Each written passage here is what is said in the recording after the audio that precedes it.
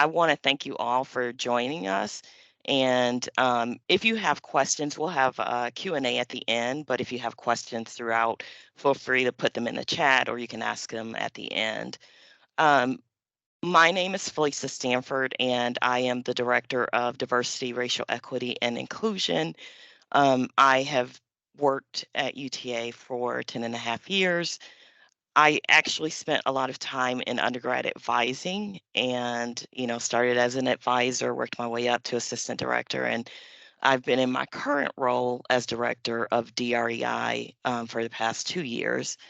And I'm happy to share what we have going on with RISE. I'm going to let our other team members introduce themselves as well. Hi, my name's Myrtle Bell. I am a professor of management. I'm the Associate Dean of Diversity, Racial Equity, and Inclusion. And those of you who are taking MANA 4326 now, and if you heard about that, I'm one of the authors of the book Diversity in Organizations. I've been doing diversity work for all my career, and I'm really happy to be affiliated with RISE. I'm really excited about that. Janice? Yes. Hello, everyone. My name is Janice. I am the coordinator of Diversity, Racial Equity, and Inclusion. I am the newest team member, joined the College of Business just a few weeks ago. However, I've been in higher ed in several positions such as recruitment, marketing, and programming. And one thing that has been consistent within my career has been getting to know students, learning about their interests, and how they can connect that with what they want to do as a young professional. So I'm happy to share more information about how this program might help you. So I will go ahead and begin the PowerPoint as well.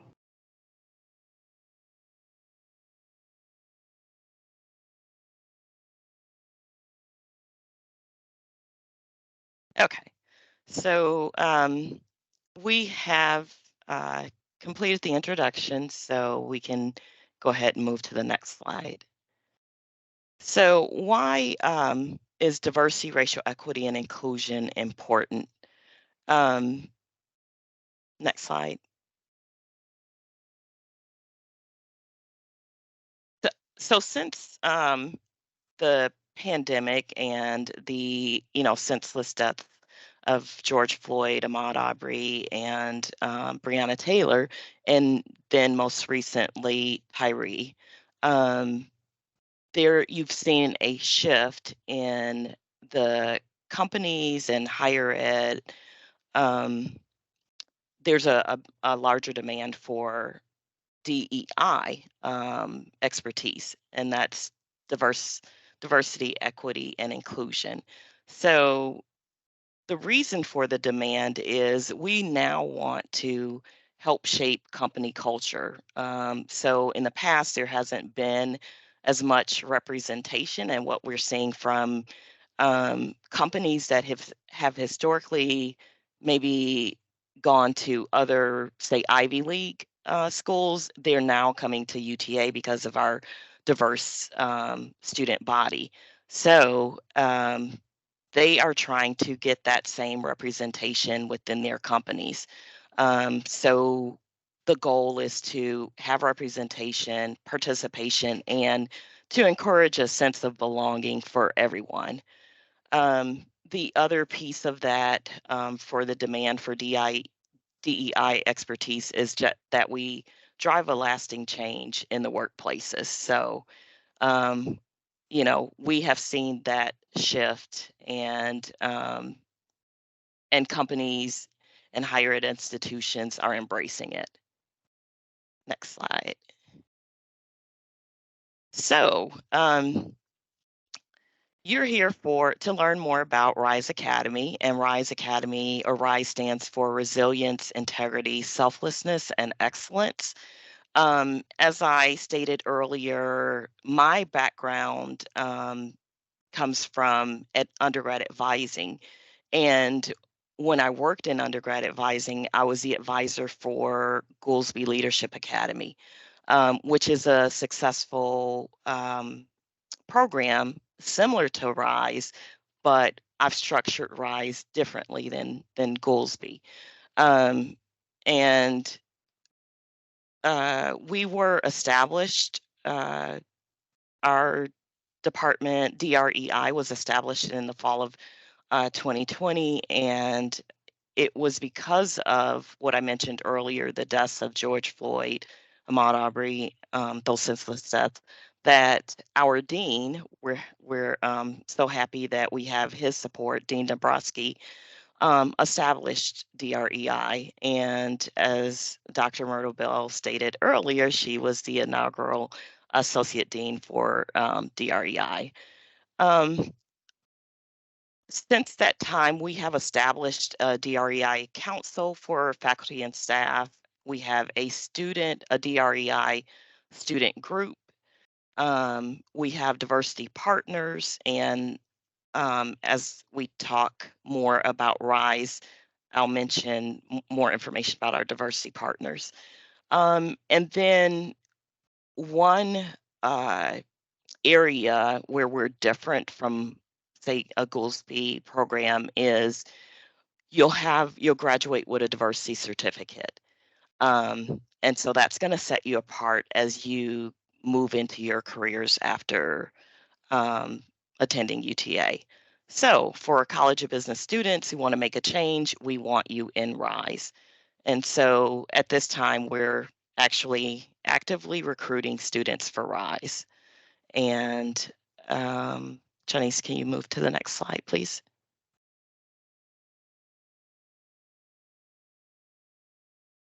So, as Felisa mentioned, our motto, our values are resilience, integrity, selflessness, and excellence.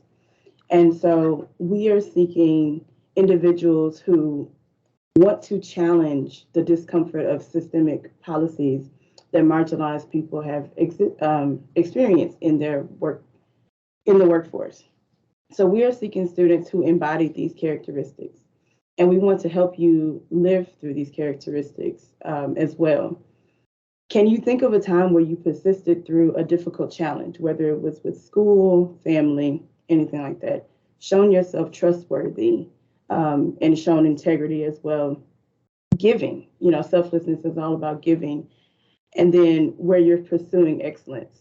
So these are the type of values we want you to reflect on to see if you have those or if you're interested in developing them, because our program would be designed to help you to do that. And so a lot of what our students, the RISE Academy students, you'll be challenged with, volunteering your time, going through professional development workshops, and just balancing both your academic as well as your professional career in internships. So what do you really gain from joining us? And some of the top things that you might have seen on some of our materials is you'll get an opportunity to find your career path through internships. So most undergraduate students might do one internship because it's part of a requirement. Within this program, we like to help connect you with those partners where maybe each summer and fall you're doing an internship. So you can really get an opportunity to see what field you want to be in or might not want to be in, because you can utilize this time in undergraduate to really get a feel for what kind of work you want to do once you've graduated. And so when we have connected with these leaders here in the Metroplex, our participants are going to gain insight from industry leaders from the mentorship, which we'll talk about a little bit more. Enhancing your networking skills. One thing that we've heard in a few of our interviews is that, students feel nervous about, speaking to individuals. And that's pretty much what networking is about, introducing yourself, figuring out how you can enter the conversation with a contribution and walk away, with a long-lasting connection. And then also increasing your marketability. You will learn transferable skills that you can use in every career path. Things that you wouldn't even think would be important 5 years down the line, you'll say, oh, that's why that was important to go through those. And additionally, on top of those benefits, we really wanted to make sure that individuals saw this. There are scholarships associated with becoming a RISE participant, up to $5,000 in scholarship funds. And again, the mentorship outside of the internship is really building a relationship with those industry leaders here in the Metroplex, learning, what they know about their field, the ins and outs, and getting that one-on-one time to develop those skills in yourself. I don't know how many of our participants have traveled abroad or are interested, but we also want to embed a study abroad opportunity where our team would visit with you to different countries. And hopefully, fingers crossed, we'll be going to Spain this summer. And then finally, as Felisa mentioned, this program has the diversity certificate, which she'll share more information about right now. And Janice, can you go back to that Sure. previous slide, please? So Janice mentioned mentorship with our industry leaders. We have a group of companies. They are of 20 companies. And they are industry leaders. They either own their own business, UT alum owned businesses, entrepreneurs, C-suite executives. So a CFO, say at Top Golf, Infosys, Texas Rangers. We have, they're called our diversity partners, and they have agreed to provide a pipeline for us for internship opportunities. And then they've also agreed to mentor our students. So the way that RISE is designed, we want mentorship to happen in two different ways. We want upperclassmen to mentor the lower level students, or I should say first time in college students, first, second year. Because, as a third or fourth year student, you know what it takes to get through those first 2 years. So if you can kind of give back, reach back, and give to them, and then likewise, we want you to gain, that networking opportunity, and we'll pair you with our diversity partners. So you will enter into a relationship or mentorship with our diversity partners. So I just wanted to just add to that. Okay, next slide. So I absolutely love this slide, and I do want to point out that the young woman pictured here is Dr. Myrtle Bell, and she is teaching a class. Janice was able to pull this from our archives, and I just absolutely love it because our diversity certificate actually was the genesis of Dr. Bell's class. She's been teaching, as she said, she's been teaching diversity in organizations, which is a mandatory course for RISE um, for over 25 years. And so our diversity certificate is called Managing Diversity and Inclusion in Organizations, so MDIO. And our goal is for you to succeed in a diverse and global market. So we want you to become an inclusive manager. We want you to be able to build, a diverse, equitable, and inclusive team. With our certificate, it only requires 9 hours, so that's just 3 classes. And actually, any major can add the certificate, but it is a requirement as part of the RISE program. So you have the mandatory course, Management 4326, which is the diversity in organizations, and then you get to choose 2 out of 5 electives. So right now, the 5 electives, we have our economics of discrimination, disability, and work, international management, international marketing, and then multicultural marketing. So you have a good variety to choose your other 2 courses. Again, our diversity certificate, is offered to any major, but we have flexible class options. So we have in-person classes, and then we also offer our certificate courses in 8-week sessions online. And these are the 8-week sessions have gone through a process called Quality Matters. So it is the best of the best course delivery. And so, you get great engagement within that online course. Okay, next slide, please. So, do you have what it takes to rise? We're looking for applicants, no matter what classification you are, first time to graduation. Now, it'll be hard if this is your last semester because we are just now starting Rise. So, we that'll be a challenge for us to just, accept students who are in their last semester. Um, but we are looking for any classification because we want you to work multiple internships, as Janice mentioned, getting that experience and learning what you like and don't like, within a company, um, will hopefully set you up in your career after you graduate. We're looking for business students, business intended majors. So you may not have declared your major, but you intend to be a business student. We want you to be in good academic standing. That's for the university and for the College of Business. And then we want you to participate in high impact professional and leadership development. And we have received funding from a company, and we're so thankful that we have.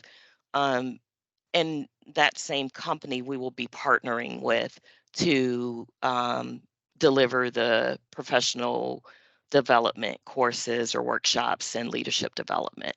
And then the final thing is we want you to be willing to volunteer. So um, for students joining the program, I want it I don't want this to be a top-down type of structure. I want input from the students. So that community service project or volunteering, we can, determine what that is. But I want active participation from our cohort.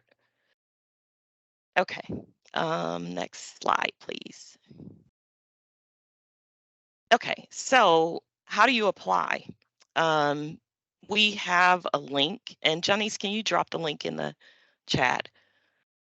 So there's a link, and it takes you to an interest form. There are, questions that you have to answer, and then we also ask you to submit 2 letters of recommendation. The most important thing right now is for you to complete the interest form. You can send the letters of recommendation at a later time directly to me. Ask your contacts to send them directly to me. And then once we've received your interest form, we will review it, and then we'll reach out to you and schedule an interview. Um, and we're hoping to, get that done as soon as possible. So if you can get your interest forms in as soon as possible, that would be wonderful. Uh, we are taking applications right now, and um, we have selected 6 students, so we have 14 slots left. Our goal is to get to 20 students total. So it's important if you're interested to look at the interest form, fill it out, and then we will be in touch with you as soon as possible. Okay, next slide. So we have covered everything about RISE at this point. Do we have any questions? You can either, come off, uh, open up your mic and ask the questions, or you can submit them in the chat.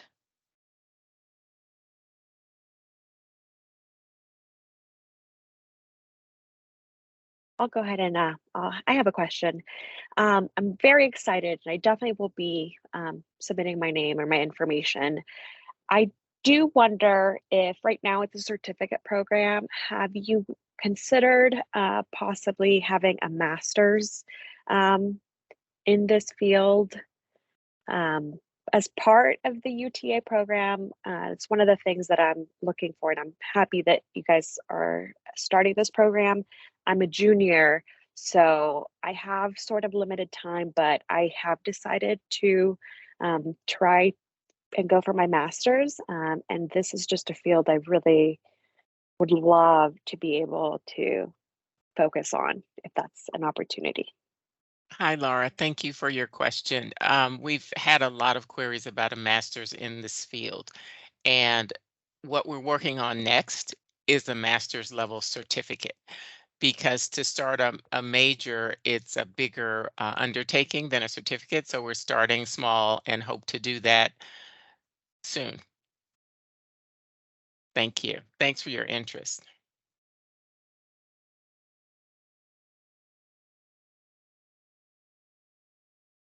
I just wanted to ask, so when is the start date of the official program? Is it going on to next fall, or is it, because I know it's new, so I was just wondering what's the duration? I know you have to take your courses, so is it like once you're in, you're just kind of a part of that program for your entire academic career, or is it like a set time frame, or is that only for the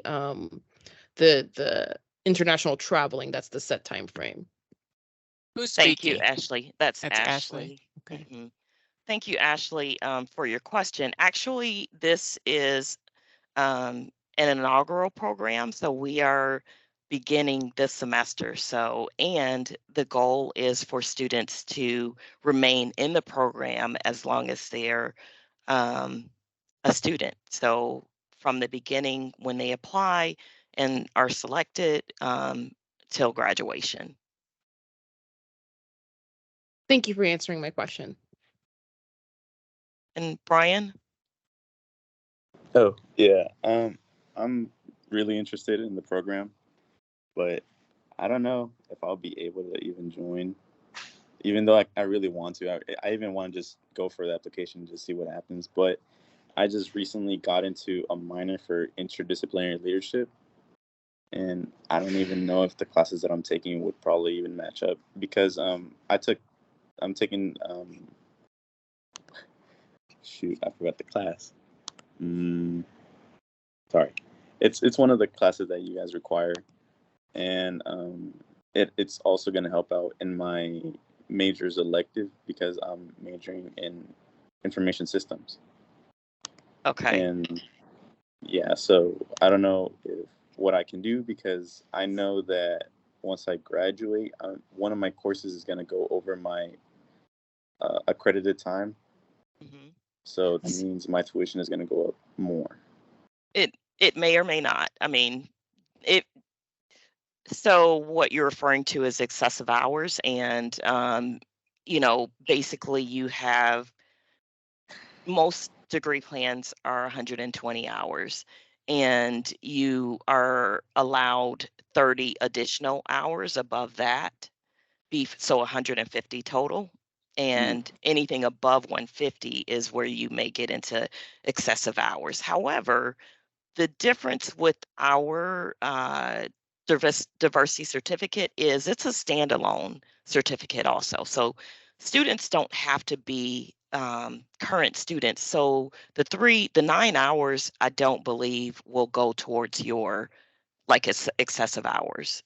It's Oh, it's okay. it's separate. So, but that's something that you can talk with your advisor. The other question I have though is, are you Bachelor of Science or a BBA Uh, NC BBA, major? BBA, yeah, BBA? yeah, Okay, so BBA, you have more elective options, right? yeah, Okay. Advanced yeah. business elective options, I think, than the BS. I or I'm not sure then It's okay. because It's okay. I We just we can I'm talk sorry. offline. and get that figured out. Okay. Either I can help you, or really you can also reach out to the advisor, and that's what I would recommend. But I can we can have a conversation after this. All And right. you said Thank you. you're a junior? Yeah, I just switched over from electrical engineering, Okay. so I think that's why my hours are just Okay. Okay, that makes sense. Well, we're happy to have you. And yes, just reach out to me after this and we can okay. talk. Any other questions? I believe we have an attendee typing one in the chat right now. Okay.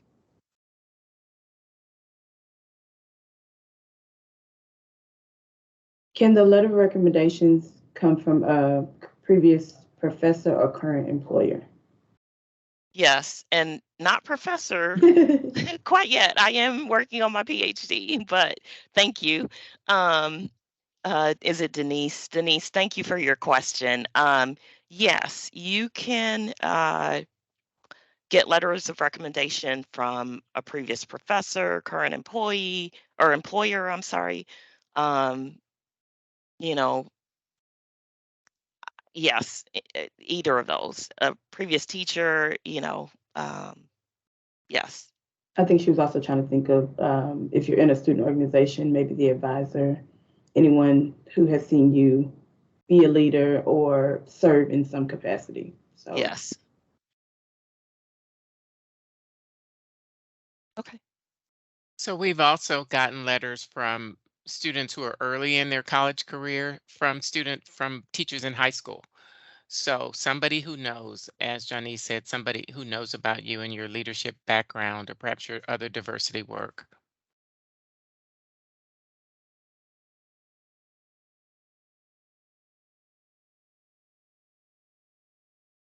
I have a question about the volunteer programs. I'm wondering if you guys have certain volunteer or partnerships in place right now, or if you have any ideas of specific areas that would be, for example, I'm part of the American Marketing Association here on campus, and we usually work with the main place. Um, and that's pretty regular. So, do you guys have like a set group that you're working with right now, or that you're planning on working with? Very good question. Thank you for that question. So we don't have a set group, but what I had in mind initially was and I'm sorry, let me close my door.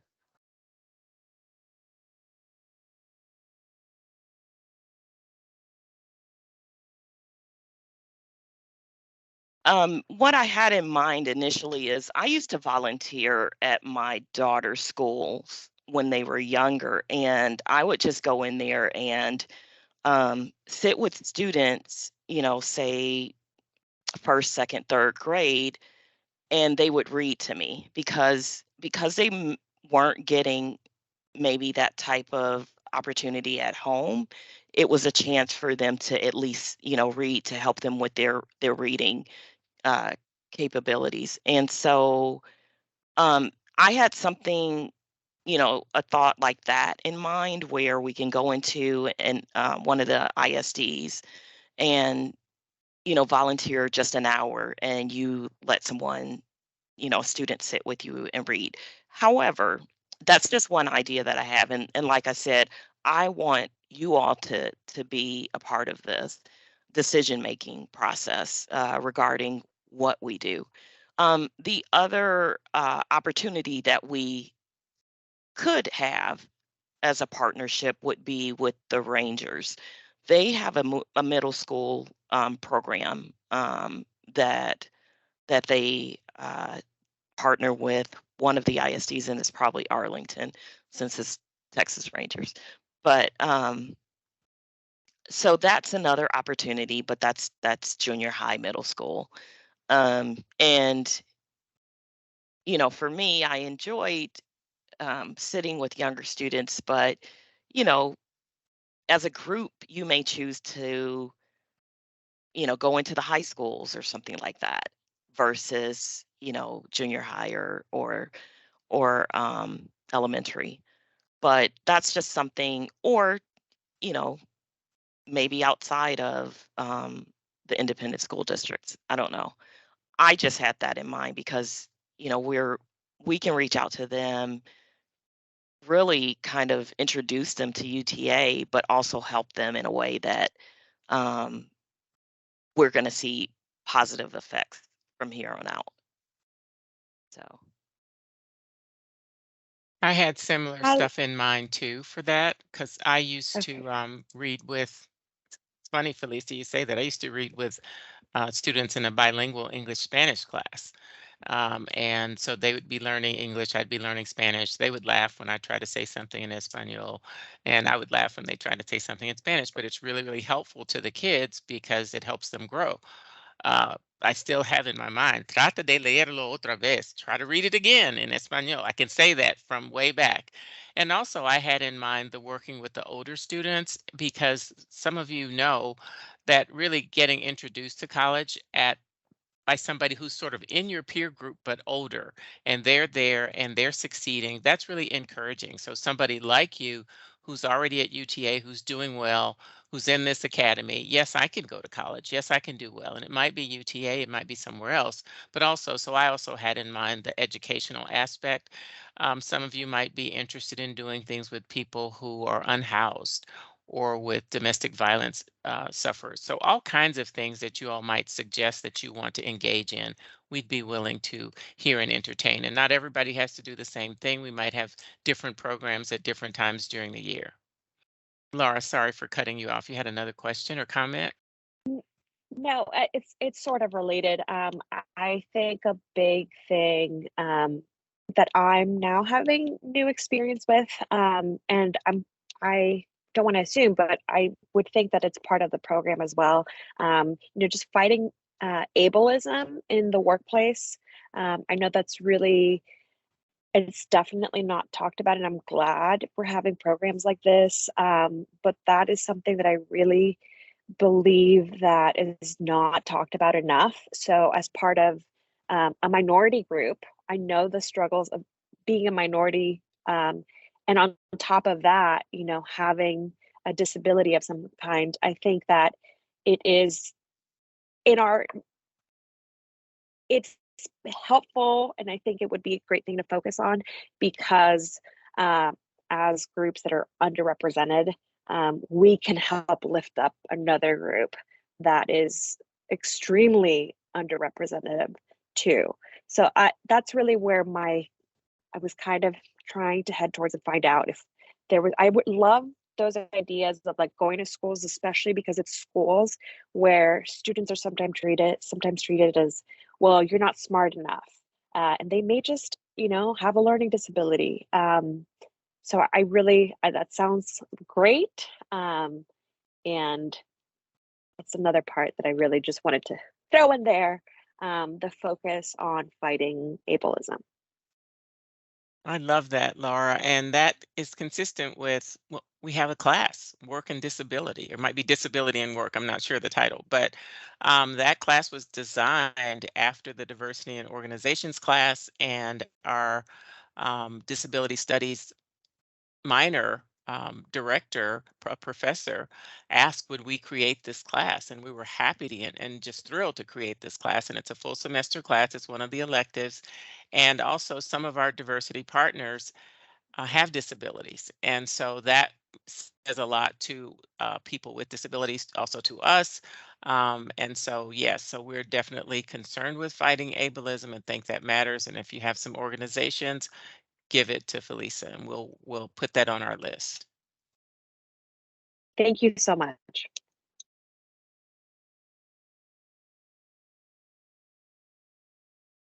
any additional questions?